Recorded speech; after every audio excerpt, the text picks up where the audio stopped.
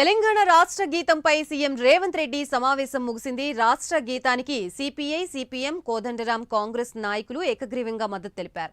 June 2న జయ జయ హే తెలంగాణ గేయాన్ని జాతికి అంకితం ఇవ్వాలని ప్రభుత్వం నిర్ణయించింది.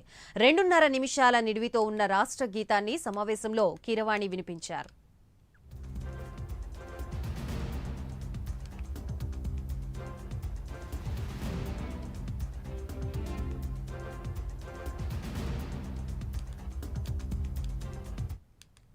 అయితే రాష్ట్ర చిహ్నం తుది రూపుదిద్దుకుంటోందని సీఎం రేవంత్ రెడ్డి తెలిపారు. మరో సమావేశంలో చిహ్నాన్ని ఖరారు చేస్తామని చెప్పారు. లోగోలో అమరవీరుల స్తూపం, 3 రంగుల జెండా, వ్యవసాయం ప్రతిబింబించేలా వరి వంగడాలు ఉండేలా నమూనాని పరిశీలిస్తున్నారు.